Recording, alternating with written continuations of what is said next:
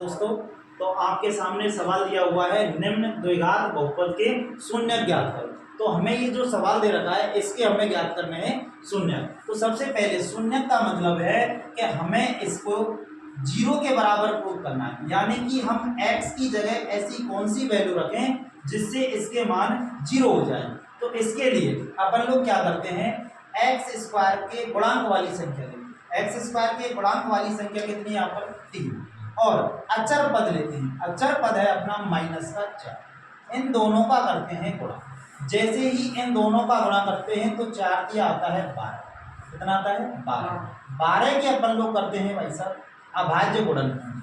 12 के अभाज्य गुणनखंड जैसे ही करेंगे 2 का भाग देने पर आएगा 6, 2 का भाग देने पर आएगा 3 और 3 का भाग देने पर आएगा 3।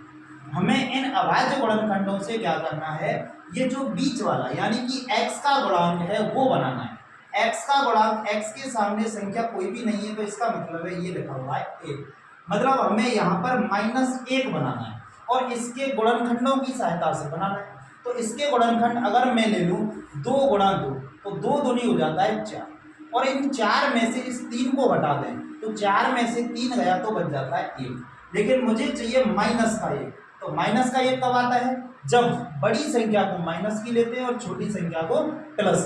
जब हमें पीछे x बनाना है तो इन दोनों के पीछे भी क्या लगाना है, x। तो मतलब ये हुआ इस x की जगह अपन लोग रख देंगे माइनस का 4x और प्लस के 3x। तो क्या लिखेंगे यहाँ से 3x स्क्वायर, इसकी जगह लिख देंगे माइनस के 4x और प्लस के 3x।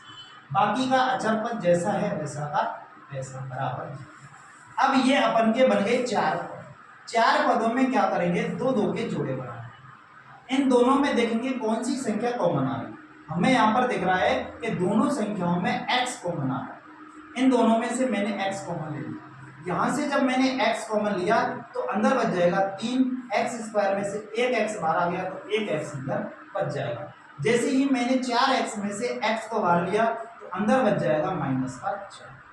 फिर मैंने इन दोनों को देखा, इन दोनों में कोई भी संख्या कॉमन नहीं आ रही है क्योंकि ये 3x है और ये 4 है। तो जब कोई भी संख्या कॉमन नहीं आती है तो कॉमन संख्या आती है वो है 1, और एक संख्या कॉमन आने पर 1 का भाग जैसे ही 3x में देंगे तो 3x और 1 का भाग 4 में देंगे तो बराबर। फिर मैंने देखा इसमें और इसमें 3x - 4 दोनों में से कॉमन आ रहा है तो 3x - 4 को ले लिया मैंने। जब यहाँ से 3x - 4 कॉमन आया तो यहाँ बच गया x और यहाँ बच गया प्लस का बराबर। अब इसका और इसका गुणा करने पर 0 आएगा। 0 कब आ सकता है, या तो ये संख्या 0 के बराबर हो या फिर ये संख्या 0 के बराबर। तो पहले हम इस संख्या को 0 के बराबर रख सकते हैं। 3x - 4 बराबर या x + 1 बराबर 0। यहाँ से हम x का मान निकालेंगे तो 4 को उधर लेके जाएंगे, माइनस की संख्या हो जाती है प्लस। यहाँ से x का मान आ जाएगा 4 और गुणा की संख्या आ जाती है भाग में 4/3। यहाँ से निकालेंगे तो x का मान आ जाएगा, 1 को उधर लेके जाएंगे माइनस का। इसका मतलब हुआ कि इस द्विघात बहुपद के जो शून्य होंगे, एक तो होगा 4/3 और एक होगा -1।